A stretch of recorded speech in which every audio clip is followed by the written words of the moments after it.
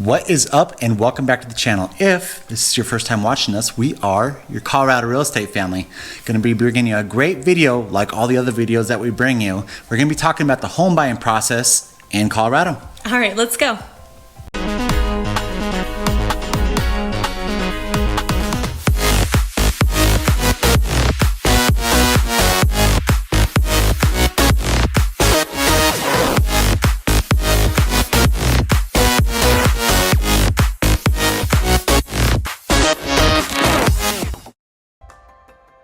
All right, if you're new to our channel, Chelsea and Pete here, and if you're interested in moving to Colorado, Denver, or any of the surrounding cities, we're the people that you need to know. So go ahead and hit that subscribe button and the notification bell so you get notified every single time we put out a new video. She introduced me as Peter, but she introduced me as the real estate dad. Oh my gosh, perfect for Father's Day. Father's Day is coming up. Actually, no, by the time this posts, it'll probably be after. Oh, it's true. So happy Father's Disregard. Day. Happy to Father's all Day. the dads out there. We hope you had an amazing time with your family. All right, and so what we like to be is your boots on the ground experts, because if you're planning on moving to Colorado, guess what? We give you all that information that you need to know. We're talking about activities, we're talking about buying a home, we're talking about great places to bring your dog. I'm just saying. Also, with that, we help you out with all your real estate purchases. So if you're looking at buying a home in the state of Colorado, give us a call on that phone number right below right there. Doesn't matter whether it's single family, multifamily, we're talking about conhouses, conhouses. That's not good. Townhouses and condos. Give us a ring. Chelsea's going to be the only one that answers that call, no one else. All right, so this is such a fun video. Now, I'm giving a disclaimer here because there's no way we can cover all the things that we educate clients on in this home buying process. But we're gonna do our best today to give you the top 10 things or just kind of 10 steps in the process of buying a home and just kind of the basics so that you go into this a little bit more educated than you started, okay? So number one is being commit. So we're gonna do this video a little differently. Typically, Peter and I go back and forth and like kind of give our little 2 cents, but when you work with us, your Colorado real estate family, a lot of the beginning stuff is done with me, and then when it starts to become transactional and getting in, like diving into the offers, the showings, and, the offering, the negotiating, that's where I kind of step in. That's where Peter's at, and so we're gonna kind of do that the same way here because we have a lot to say on our specific side of the line, I guess.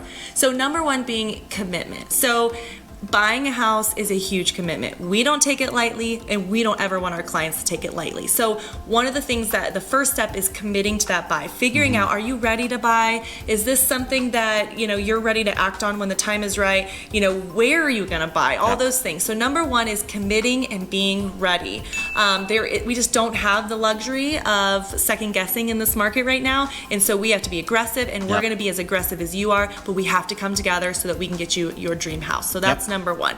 Number two is, this one's kind of touchy, right? So number two is when I'm talking with the clients, we talk a little bit, we do the lender introduction and all that stuff. But the first thing you need to do before talking with a lender is understanding what you feel comfortable paying. Because that's actually going to probably differ than what you qualify for. So coming together, whether it's just with you or your family or whoever you're buying this house with, come together and just say, okay, what am I wanting to pay? Like, what do I feel comfortable paying? Is there a range in that? And then what am I going to qualify for, and how do we do that? Because Peter's going to use those numbers strategically when it's his turn, okay? So that's number two. Something else to factor in.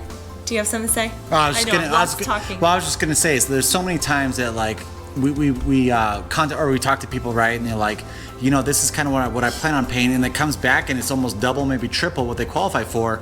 We're not the type who's going to be like, oh man, they qualify up to this, now we're going to send them a list, up to $3 million and all this. 100%. It's not about that. It's about what you're comfortable doing, because us personally, like, we don't overextend ourselves when we're purchasing a house. Why would we want anyone else to do the same? Because we like, traveling, we like doing all these different things and not being that whole house poor situation. The other thing to consider about what you feel comfortable versus what you qualify for is there's going to be a down payment to consider. There's going to be the closing cost to consider. And a lot of that differs from how much the house is that you're buying. So again, we're going to get the lender involved at a certain point, but having those kind of upfront conversations before actually even talking to a lender is very helpful. Now, if you have no idea, what you qualify for, that's a very different story. You might have to get the lender involved beforehand and then kind of talk about, have those conversations. But the lender's going to look at, okay, help me with this. The lender's going to look at employment status and income, debt to income ratio. Yep. Credit score. Credit scores. You're going to look at your liquid assets. Obviously, if you're going to be pulling from certain things to make a competitive offer or for closing costs or whatever. And then of course the timing, because that's going to really differ as well. All right. So. Well, and something I want to throw in that too is there's so many times that we've kind of talked with you guys. You're like, hey, I know for a fact that my credit score is low. I can't buy right now. It's still super important that we get you in contact with the lender, because it's not about pre-qualifying you. It's about setting a roadmap, right? Yes. So it's like the lender looks at all your stuff and they're like, all right, cool. So here's where you're at. Here's where you want to be. You want to do this in this time frame. And so they really sit down and collaborate with you to make sure that you're in a position to where you want to be when you want to buy it. So that's why it's so important talking to a lender. There's a few times you guys are like, nah, you know what? I don't plan on buying until next year because of this. I'll reach back out to you, a month before I buy.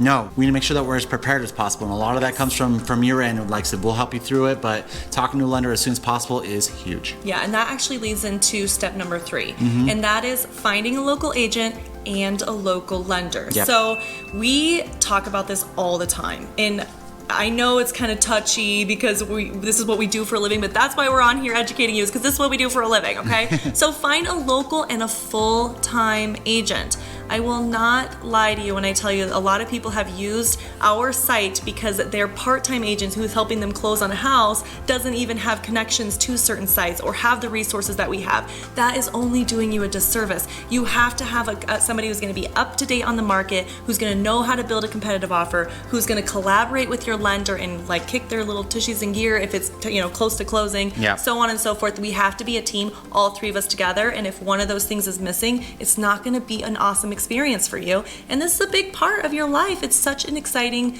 step. And whether you're the first time home buyer or you've bought several homes, every part of the process is important, and it starts with having a good team. Yeah, well, and on top of that too, even if you have already purchased a home, you're not a first time home buyer. The thing about it is having that local lender, why it's so important is they know our local market, because the real estate market, wherever you're coming from, South Carolina, Florida, it doesn't matter. I guarantee that how the processes and all the inspections and everything are done there are a lot different than Colorado. That's why we're going over this and why it's so important to have a local lender. And there's so many times too, like, I hate to say it, but working with banks, if we're sitting here on a Sunday and we want to submit an offer, I can't get that bank to send me over a lender letter. And so that's why it's so important, like with that local lender, also having someone I could call up on at 5 o'clock on Sunday and be like, hey, what's up? We need to send this over. So having that localness in it and having someone who's also an expert in their area is huge. 100%. Okay, going into number 4. And this is really gonna work probably with the lender, and we're actually gonna start asking some local lenders some questions to answer some of these things for you, because we want it to come straight out of the expert's mouth. But this is deciding what type of mortgage is best for you. So, is it conventional? Is it FHA? Is it VA? Is it, USDA? You have USDA. Right now in Colorado, we have a CHAFA, which is like a first-time home buyers with a grant program type loan. And they always change too, because I remember I got a CHAFA back when I was like in my early 20s, and the way that they had it set up, you had a primary and a secondary, and your secondary was used for your down payment. It always kind of changes how these loans are structured, and so that's another reason why we go back to why it's so important having a local lender really knowing about those programs. Absolutely. And then of course, if you're not going to get a loan in cash, and things to consider, and what does that look like? Obviously, it's a little easier of a process, but we work with all people. So, okay, so let's go into number 5. And that is meet with your real estate agent and familiarize yourself with areas. We love when our clients, especially out of state, we have a few that are like, okay, hey, I just want to get familiar with different areas. I think I like these areas. Then we get them all, we're like, oh, absolutely. Like maybe they're a year out or something. We set them up with a search, and we do a very casual, broad search so that they can kind of get familiar with what's going on the market, how fast they're coming off, what the pricing is for each area, you name it. It gives them a very good, it's real data, it's real houses, real time. So we set them up on this broad search. And in the meantime, again, going back to that lender, these two things happen together, and this is where I think people get confused. While after you meet with your real estate agent, and we're using those numbers in the beginning. We're using the pre-approval number that can take place in 24 hours with some lenders, and we're using the what I want to spend number, okay? and these are kind of vague numbers, but same as with the search. The search is vague. In the meantime of you getting this information and checking out different areas, you're going to go a step further with lending. Yep. So talk a little bit about that. And so this is honestly, this is how one of the ways that we really kind of compete in the market is if you're fully underwritten prior to us submitting an offer, that is huge because there's a lot of these listing agents who look at it and like, if they're fully underwritten, we don't have to worry about the loan dropping out or anything like that. And so that's a huge, just like I said, aspiration to have is you don't have to have it. Like initially, we don't have to have that full underwritten loan ready to go, but it is something that's great and it helps us when we're really competing against all these other buyers. Yeah, and again, it's not a quick process, right? That it does take a lot of paperwork. I swear it could get annoying. Believe me, it's the worst part. We do it swear. too. Seriously, it's like every time it's like I just got you something, you want more. Like, what do you mean you want every bank statement for 2 years? Like, it can get, depending on the time, they might need more things, blah, blah, blah. We're business owners, so like if anyone understands the pain of this part, it is us, I promise you. Yeah. If you need to vent, we are here for you. Because we have to usually provide our entire life because we don't have the W-2s that everybody else has. Yeah. We pay ourselves out of our businesses, so we get it, okay? Yep. But this part takes a long time, and if you start now during this like kind of investigative state. No, that's not it. If you start now, it'll make that a little less annoying. Yep. Okay, so take us into number 6. This is the fun part now, right? We've been preparing. The first 5 steps has been literally preparing and finding your team. But now is the fun stuff. All right, cool. So now number 6 is kind of being aggressive in our house hunting and then also on the offer side of things. Now here's one thing that we kind of run into that we always kind of try and coach you guys through is a lot of times the first time that we go out showing houses, we get like 20 houses across and we're like 20 houses that we have to go look at. It's going to take us 24 hours. No, just joking. But here's the problem with that, and here's what I've always seen is that sometimes when we schedule too many houses when we're showing, you forget what house is what, and they all kind of like mesh together, and then we don't know what we really love. And so what we always like to try to do is no more than 5 showings in a single day and really hit it hard. So maybe if we do like 3 days in a row, unless you find that one that you love on the first day, it doesn't matter, but really getting aggressive and like being analytical about it, right? And so going and like, what do you love about this house? What do you hate about this house? This and that. And then also figuring out you're straight up just like, no, these are my, I will not buy a house if it doesn't have a garage. I will not buy a house if it doesn't have an island. So we have those certain points that we can really look at and really narrow them down, but we have to stick to those because oftentimes you might see a house and like, oh, but it looks beautiful, but it doesn't have that garage. Like, nope, we got to stay away from that one because I guarantee if that's one of your must-haves, we have to make sure that we're finding houses with those garages. Now, we find your dream home, right? We find the one that you want. What can we do to be aggressive in our offers? So there's a lot of stuff we already talked about being fully underwritten. That's one thing that's great, and it doesn't take much risk at all being in that point.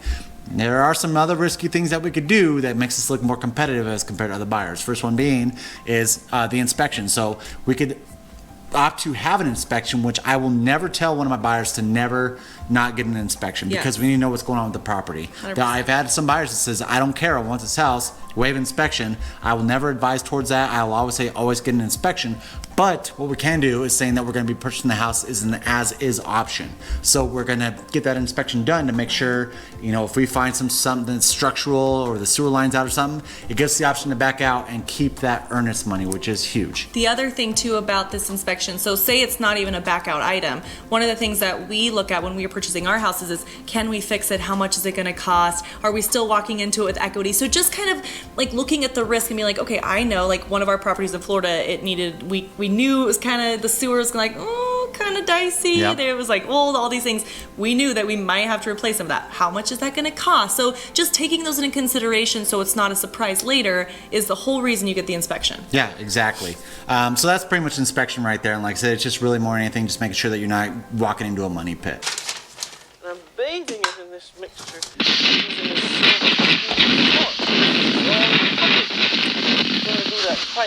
right, and so, or that your house is going to collapse day 3 that you moved. The other big thing that we could do is called an appraisal gap, and what that is essentially, so let's say we get an appraisal. Let's just throw some numbers out there. Let's say we have a house that's listed at $400,000. To be competitive, we come in at $430,000. Well, what a gap does essentially, if we say we're coming in at $430,000, we're going to have an appraisal gap of $10,000. If that appraisal comes in after the fact at $410,000, we are committing to $10,000 extra cash, so then we would be paying $420 for that house. Right. I don't know if that makes much sense. Like I said, it's a ton of numbers. Again, this is where your real estate agent is really going to come in and educate you on this. That's why in the beginning we're like, we're going to give you as much as we can. But that's the whole reason people have real estate agents. But still, things that you need to be familiar with these terms. Yep. And inspection, yes, but we're gonna do as is purchase or appraisal gaps or like be familiar with what that means. Be prepared to make decisions on that. The last thing Peter wants to be doing is teaching you that, and he'll reiterate. But we want you to know these things going in so that you can be fast and you can be aggressive and you can get your dream home. And that way, I don't just like throw something out there and you're like, wait, what is that? we want to make sure we educate you as much as possible. And I'm going to throw, there's all kinds of little like tweaks here and there we could do, but I'm going to throw in one more that a lot of listing agents really look for, and it's the amount of down payment that you have in there, right? Because like if you come in with 20% down, that's going to look so much more favorable on their end as opposed to say, 3.5% down. Just saying that that's something else that might make us look competitive if you're coming in with a little bit more cash, because then that kind of has that cushion. If that appraisal comes in low, then the seller obviously is going to try and negotiate that if there is no gap in place. So something to kind of keep in mind is having a little bit more money down will look a little bit more appealing to that selling agent or listing agent. Okay, so now you've been putting in offers, all of that, and you did put the most amazing offer in, and Peter got you there, and you are under contract.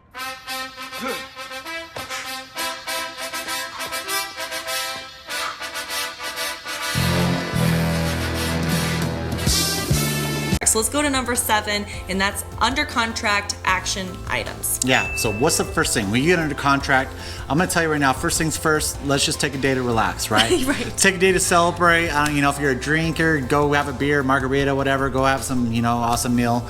Just take a day to chill, because we've probably been looking at some properties, you probably had some high stress, and when we finally get accepted, just take a little bit of time to congratulate yourself and celebrate. So day 2. Here's what we're really going to be looking at. So number 1 being is we need to get that earnest money as soon as possible, because typically what we do when we're at the contract is 3 days after they accept our offer, we need to have that earnest money in by. You could either do it by cashier's check, personal check, or we could do a wire. Recently, just because of COVID, we've been having a lot more wires. So it's something that that is the most important thing, is getting that earnest money in. Right. And then scheduling inspection. Yep. Scheduling inspection, this is where we kind of go back to. It's like, all right, we still want to make sure we get an inspector in there. And usually when I'm writing out those dates on the contract, we have about 10 days to really get an inspection done. After we have that inspection, we have an inspection objection, which we're going to dive into after this one. But those are the first 2, the biggest items that we're going to want to do right off the bat to make sure that we're keeping on track, to make sure that we get that house closed on time. The good thing too is, please know if you are a first-time homebuyer. If you're not a first-time homebuyer and you're in here and you're just trying to make sure you're re-upping everything before you get into it, especially here in Colorado, some of this stuff sounds familiar. If you're a first-time homebuyer, you do not have to remember all this, okay? There are dates in the contract that say when every single thing needs to be due. Your real estate agent is going to be guiding you through, say, hey, this is where we're at. So please know, just breathe, because we know this is a lot of information, and every single thing is spelled out in the contract. It's super easy. Colorado contracts, just for a second here, Colorado contracts are very inclusive. We saw some Florida contracts when we were purchasing our place, and we were like, where's the deadline? And they're like, oh yeah, it was just like it was so chill. Yeah, handshake, we're good to go. And I'm like, what the yeah, we're like, usually like Colorado's like date, just in case you forgot that date. When it comes to deadlines and everything, Colorado was on point, like straight up. And so I feel even like so Missouri contracts, they were a little bit better. They were a little better, yeah. Florida was seriously just like, oh yeah, just what happens here. I'm like, we're like, is this what all the contracts look like? Yeah. So yes, don't worry, those dates are gonna be very spelled out, at least here in Colorado. Yep. You don't have to worry about that. Yep. Okay, so Peter had mentioned this a little bit. So step number 8, and this is the inspection objection, and also during this time, the lender is going to be scheduling your appraisal. Yeah, so this is super important, because guess what? You have to pay for that appraisal. And so that's why your lender wants to make sure that we are good through inspection prior to ordering that appraisal, because then that's money that you don't want to waste, coming out of your pocket. But your inspection objection, that's if we come in, say we don't do an as is, and we're come back and see some items that we want fixed. Right now, the majority of it is like health and safety style stuff. So say that we see some stuff with the furnace that we don't like. Maybe we want the furnace cleaned out. Recently, I just had a client, the cabinet was falling off the wall, so we wanted to make them resecure that in the kitchen. So just some safety items that we really look at. Unless, like I said, as this market, I feel like it's going to really kind of be going more over to the buy side of things. then we can get a little bit more picky on our inspection objections. But that's the point where we come back and ask for certain repairs or anything that we want done to the house. And then after we're completely through with that, the buyer and the seller all agree on everything. That's when we call the lender and we're like, lender, order up our appraisal. Let's get this bad boy done. And then I want to come in for a second because I don't want to tiptoe around this.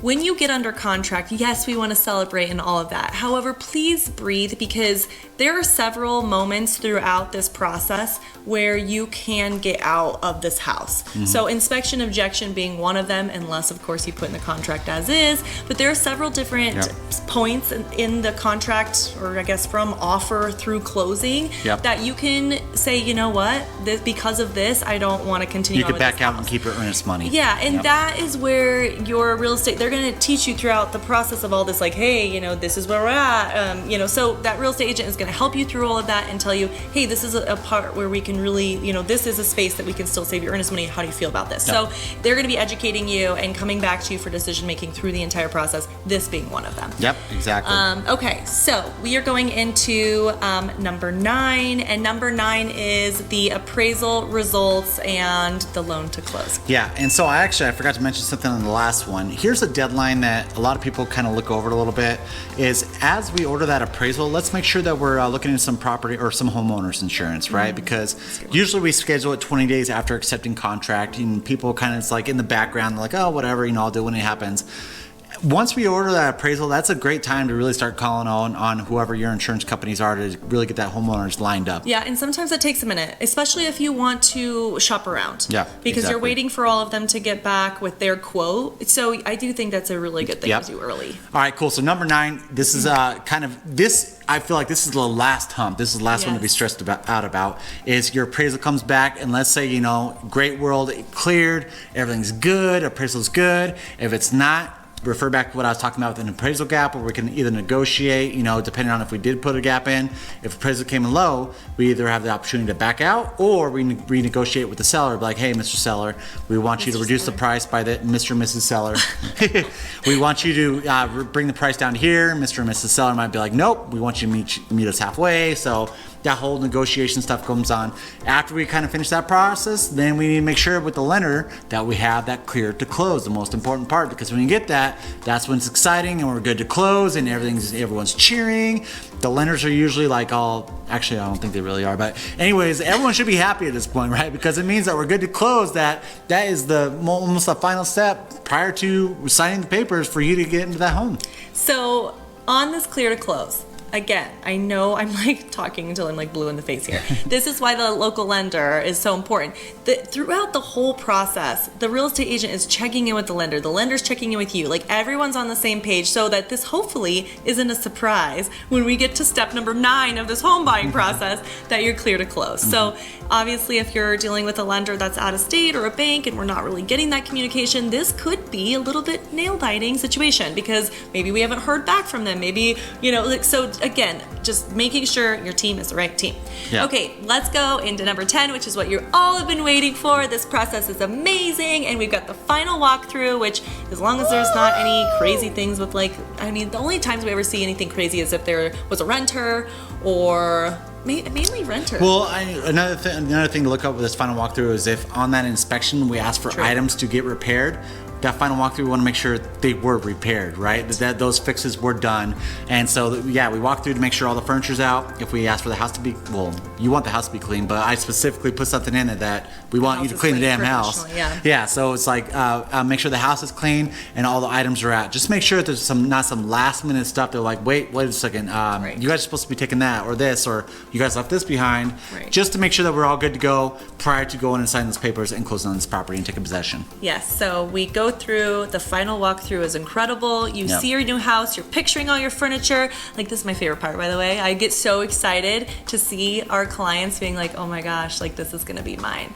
And you are now ready to close and celebrating. We have taken you through the whole home buying process. This is no joke. This should not be taken lightly. We don't take it lightly. This is the most important part for some of our clients' lives. This is where they're going to create their memories. Like Peter always talks about my spending habits. It's on my sanctuary home because this is where you create the memories for your children, your family, or yourself, your dogs, whatever.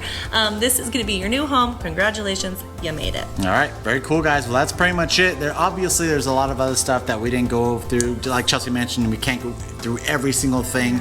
But again, that's why it's so important having an expert in this area, an experienced real estate agent who knows what they're doing to kind of really get you through this process. Because I'm going to tell you, I've been in this industry for, I've been licensed for 10 years now, something like that. Not one deal has ever been the same. They're all different. We always run into new obstacles. And so it's always great kind of helping you guys through that and making you understand the process as we're going through. All right, if there's certain topics or questions that you have about this process, or you're ready to commit and buy a home, give us a call. We're gonna put our phone number down below. We do all of these videos for you, so we'd love any feedback. Yeah, guys, and of course, if you're looking at purchasing real estate, give that number a call. Chelsea's gonna be the only one answering that call, no one else. Until next time, we love you. Bye. And we're still just kind of in that seventh state, space, nope, shoot. All right, if you're new to our channel, Chelsea and Pete here, and we love helping you out. We're helping you out on a constant basis. Thank you.